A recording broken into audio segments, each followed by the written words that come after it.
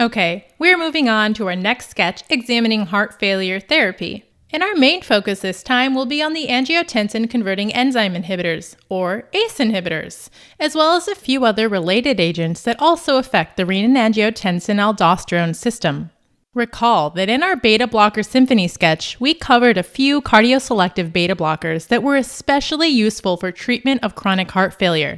Not only that, certain beta blockers actually prolong life in patients with heart failure.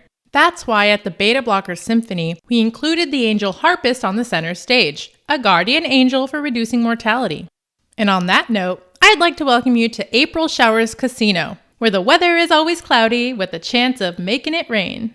In this sketch, our guardian angel, Lady Luck, will be making her return because ACE inhibitors and angiotensin blockers are agents that reduce long-term progression of heart failure and actually prolong life in these patients. These agents work by blocking the production of aldosterone, the mineralocorticoid hormone that plays a central role in sodium and water resorption at the distal nephron and the maintenance of blood pressure. Well, as you'll soon see, a heist is already underway, and each agent in this sketch has a special role to play, blocking the renin-angiotensin-aldosterone system at every step. It's going to take some card counting, a few stacked decks, and of course, you need a man on the inside. But before we get into each drug's action, let's start with a brief overview of the renin-angiotensin-aldosterone system. It all starts with renin, a protease released by the kidneys that sets off this cascade. See the slot machines? The renin cash marquee should remind you of the name renin, of course. But take a closer look and you'll notice we've included our recurring sketchy symbol for renin, the yellow rain jacket and umbrella. Looks strangely familiar, right? In our sympathetic summer camp sketch, this renin rain umbrella was featured in front of the beta 1 cabin. This is because renin release is controlled, in part, by direct sympathetic activation of beta 1 receptors on the juxtaglomerular cells of the nephron. See that winning combination on the closest slot machine? The letters JGA stand for the juxtaglomerular apparatus, the site of synthesis, storage, and release of renin from the kidney cortex. Notice, too, that we've made the marquee above conveniently kidney-shaped. Active renin release is controlled by a variety of factors, including reduced renal arterial pressure, direct sympathetic activation, and reduced renal sodium delivery. So, in low volume and low pressure states, renin is released by the kidney, subsequently cleaving circulating angiotensinogen into angiotensin 1.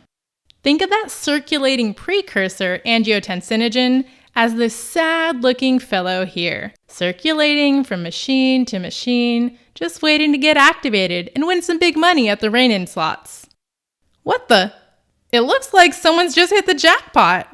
See how he tightens that red necktie as he basks in his not at all skill-based glory? Well, angiotensin 1 will be represented by the single tense red necktie, activated by the renin slot machine. Angiotensin 1 has little biologic activity. Instead, it must be converted to angiotensin 2 by angiotensin-converting enzyme, or ACE. This will be depicted at the poker table in the center, where our nouveau riche angiotensin 1 gentleman spends his winnings. ACE will be represented by the dealer here, laying down an ace of clubs during a high-stakes match at Texas Hold'em. ACE is distributed widely throughout the body, especially in the vascular endothelium of the lungs. So we've made the dealer's vest resemble a pair of lungs. It looks like an ace wasn't quite the card our angiotensin friend was looking for. Over on the right side of the table, we have our winner. And notice that he's pulling tight on those stylish red suspenders as he rakes in the chips. Those 2 tense red suspenders instead of 1 tense red necktie of our loser represents angiotensin 2 converted from angiotensin 1 by ACE. But where will our tight suspended champion spend his winnings? Well, angiotensin 2 plays a key role in the regulation of fluid and electrolyte balance, as well as maintaining arterial blood pressure. And over on the right side of our sketch, we'll depict the important actions of angiotensin 2 at the kidney and adrenal cortex. However, first of all, I want you to keep in mind those tight red suspenders. Angiotensin 2 is a potent pressor agent that acts directly on vascular smooth muscle to cause contraction. So let those tense constricted suspenders remind you of vasoconstriction caused by angiotensin II. This pressor effect is also mediated by angiotensin II's actions on the brain and autonomic nerves, where it potentiates the effects of the sympathetic nervous system. Angiotensin II's action on vascular smooth muscle becomes especially important at the glomerulus, where it plays a crucial role in preserving GFR. Take a look at the coffee station in the back, where our angiotensin Victor has decided to grab a celebratory cup of coffee. As indicated by the gauge, it looks like the ground's filtration rate has been turned up to the max, which depicts angiotensin II's ability to increase GFR. But what's his secret? Well, take a look at the glass of coffee being enjoyed by our suspenders sporting gambler. See how he's pinching the distal end of his bendy straw as he savors every last drop? This represents efferent arteriolar constriction at the glomerulus. As he pinches down on the distal arteriole, imagine blood backing up and increasing pressure at the glomerulus, thus increasing filtration. This is especially important when there isn't enough blood flow to the kidney, which can occur during low volume states or when renal arteries are obstructed by atherosclerosis. See that obviously low volume state of his glass of coffee? When GFR would normally plummet, angiotensin II is able to increase that pressure and preserve GFR. So, now that we've covered pressor effects, let's highlight angiotensin II's role in regulating fluid and electrolyte balance at the nephron. Over at the sports betting booth, it looks like one of our angiotensin friends has decided to put all his winnings on the line. It looks like it's racing today. And spoiler alert, it's a little preview of our sketch involving electrolyte balance at the proximal convoluted tubule, hence the name Pro-Cart Track. See that sodium salt-ridden peanut snack in his hand?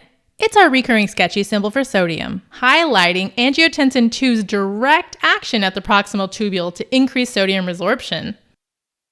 Angiotensin II also affects sodium retention at the collecting duct, though more indirectly. This will be depicted over at the bar, where our last suspender-clad patron is also enjoying those salty peanuts.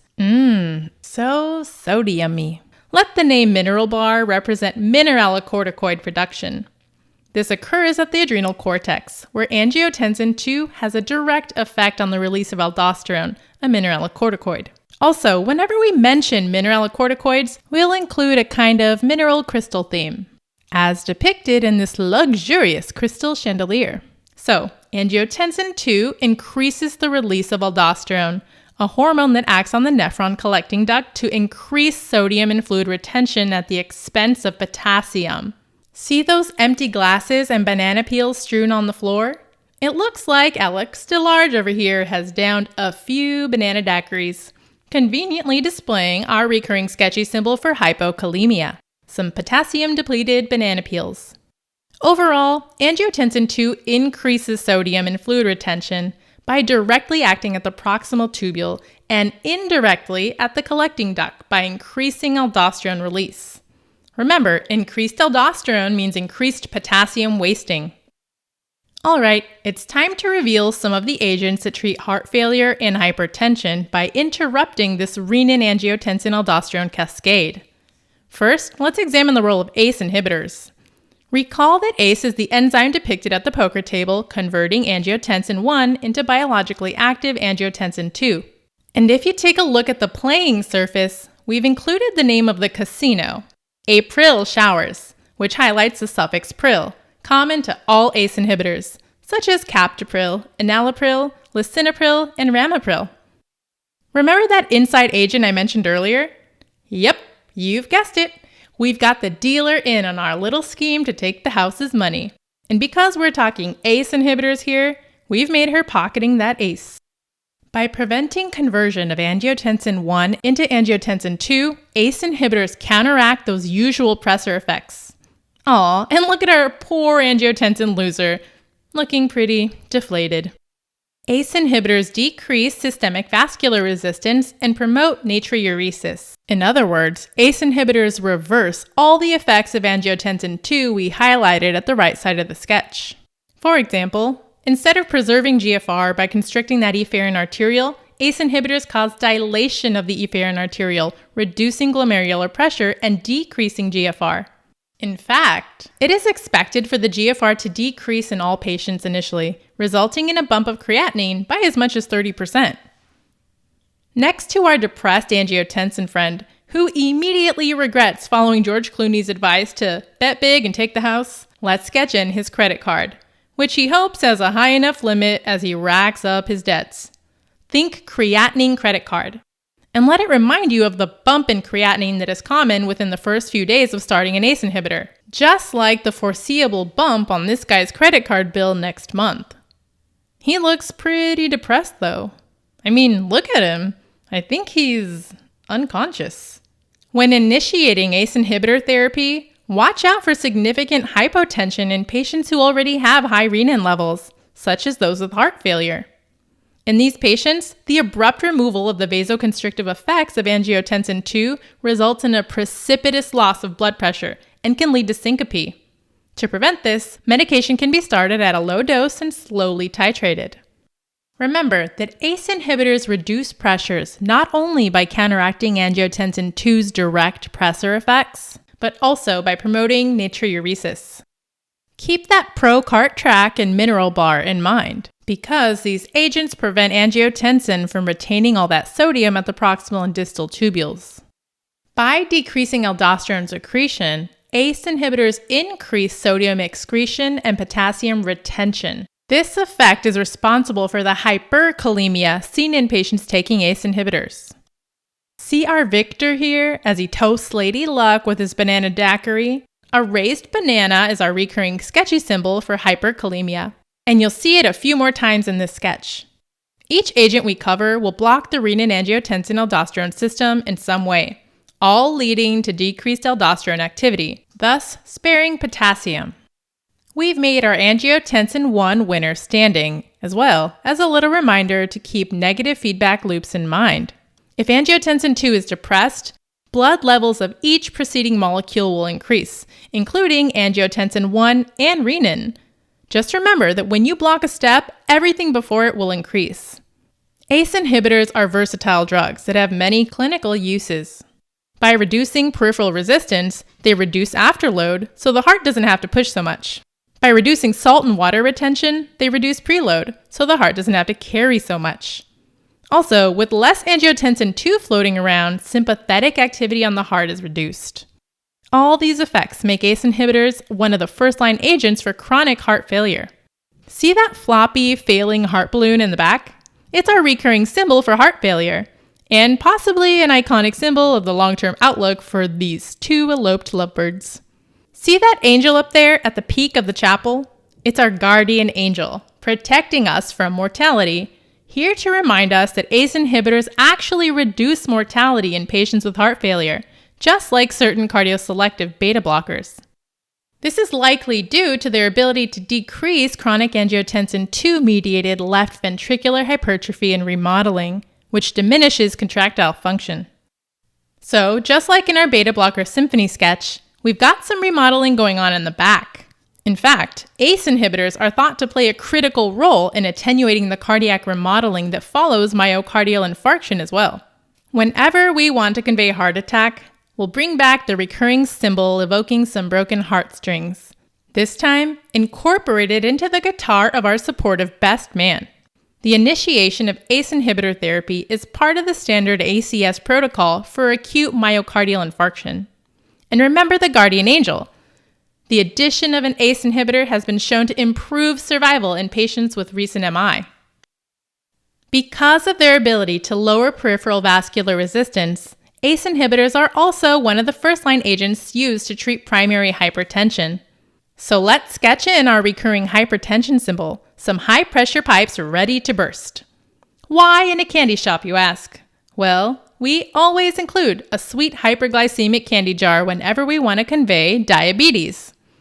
And at this DiaSweets candy shop, I want to emphasize that ACE inhibitors can be especially useful for treating hypertension in diabetic patients. Because, as it turns out, these agents can also slow the progression of diabetic nephropathy. And that's why we've included these sugar-loaded sclerosed kidney lollipops. Diabetic nephropathy, classically defined by the presence of proteinuria, is a common problem that is most likely to occur in patients who have worse glycemic control or concomitant hypertension. The earliest clinical manifestation of renal involvement in diabetes is an increase in albumin excretion, which may be a sign of glomerulosclerosis. On the exam, a question may involve a diabetic patient who arrives at your office. His glycemic control a little less than adequate recently, and you measure a few elevated pressures as well. How should you treat that hypertension? Well, a little farther down in the prompt, you're also given an important lab value: increased urinary albumin excretion. See this little candy album here showing off their extensive and diabetes-inducing selection? An album is our recurring sketchy symbol for albumin. Patients with persistent, moderately increased albuminuria and blood pressures greater than 130/80 are usually started on an ACE inhibitor. In fact, even in the absence of hypertension, diabetic patients with proteinuria are often recommended to start an ACE inhibitor to reduce the risk of renal disease progression. So look for that increased albumin excretion on the exam. Keep in mind that these early signs of nephropathy cannot be detected on dipstick. Moderate albuminuria, defined as 30 to 300 milligrams per day, can only be detected by urinalysis. All right, it's that time to discuss side effects. There's always a question about those classic ACE inhibitor side effects. Back over at the poker table, where our robbery is underway, our ACE pocketing dealer is giving the signal. Signal. A dry, non-productive, and persistent cough is one of the most well-known side effects of ACE inhibitor therapy. The mechanism of this induced cough is believed to involve bradykinin, substance P, or prostaglandins. This is because ACE is a non-specific enzyme that actually breaks down many substrates. Thus, ACE inhibition leads to increased levels of substance P and bradykinin. Let these red inflamed braids remind you of increased levels of bradykinins, specifically that can cause inflammation and stimulate lung irritation. This is especially important to keep in mind in patients with hereditary angioedema, an autosomal dominant condition that causes episodes of painless, non-pitting edema. ACE inhibitors may precipitate these episodes and are therefore contraindicated in these patients. This will be represented by the woman in the back getting politely escorted out of the building because she was caught cheating. Don't worry, she's not part of our team anymore. Anyway, she's going to represent situations when ACE inhibitor administration is contraindicated. First, notice that we've given her a prominent lower lip with a cool lip ring. This is because angioedema commonly manifests on the face, lips, and tongue, and her C-shaped lip ring is supposed to remind you of C1 esterase, an enzyme that normally activates the complement pathway. Patients with hereditary angioedema have deficient C1 inhibition, which leads to increased complement products and bradykinins, leading to excessive vasodilation. We've made her pregnant because ACE inhibitors are also contraindicated in pregnancy due to the risk of fetal hypotension, anuria, and renal failure. This is also depicted by her intimidating leather jacket, emblazoned with our recurring teratogenic tarantula. Let's sketch in a fire extinguisher next to the exit, because I also want to highlight an important interaction between ACE inhibitors and NSAIDs. A fire extinguisher is our recurring sketchy symbol for NSAIDs, kind of like inflammation extinguishers. NSAIDs decrease prostaglandins, which are normally responsible for dilation of the afferent arteriole to preserve blood flow and GFR. NSAIDs therefore lead to a constriction of the afferent arteriole and decreased GFR. Think of that red glomerulus knot as getting decreased flow because the fire extinguisher has that proximal afferent constriction where it's clamped. Well, if you recall, ACE inhibitors also decrease GFR by counteracting angiotensin II-mediated efferent constriction. When given together, these two agents can precipitate acute kidney injury, as depicted by the cracked kidney-shaped glass. ACE inhibitors can also precipitate acute renal failure in patients with bilateral renal artery stenosis. See this couple of renally shaped purses filled with her illegal winnings? The security guard grabs both straps, just like bilateral renal arteries being stenosed. On the exam, these patients will present with long-standing hypertension, But then they'll slip in something like a history of angina or a TIAS or coronary artery disease. Well, this patient definitely has got some renovascular disease as well. These patients are reliant on that angiotensin II vasoconstriction to preserve GFR. Once you add an ACE inhibitor, renal blood flow falls and acute renal failure may develop. This will be seen as a significant increase in serum creatinine, more severe than the normal predictable rise in creatinine that we had highlighted earlier with the creatinine credit card. I mean, just take a look at that creatinine credit card bill. Ooh. Persistent creatinine levels over 30% of baseline may indicate renal insufficiency and require discontinuation of therapy. All right, before we wrap up this caper, I want to remind you that we've got other agents here, inhibiting this renin-angiotensin-aldosterone cascade at every turn. One way is through direct angiotensin receptor inhibition. Angiotensin receptor blockers, or ARBs, are competitive antagonists of the AT1 receptor, thus blocking all of those angiotensin effects depicted in the right side of the sketch. At the proximal convoluted tubule bedding booth, for example, ARBs compete with angiotensin for receptors, just like this seat being saved for one of our agents now. Let the sorry taken sign remind you of that sartan suffix common to all angiotensin receptor blockers, such as losartan, valsartan, and candesartan. ARBs have similar effects to ACE inhibitors, so they can be effective in many of the same clinical scenarios, including heart failure, hypertension, and diabetic nephropathy. This is especially important when a patient is intolerant to ACE inhibitors because of persistent cough, for example. ARBs do not inhibit ACE and therefore do not cause the same increase in bradykinins. As with ACE inhibitors, however, watch out for that hyperkalemia due to aldosterone inhibition, which is why this seat is being saved with one of those potassium-enhancing banana daiquiris. Our other agent is a direct renin inhibitor. And over at the renin cash slots, it looks like one gambler is still hoping for a little precipitation.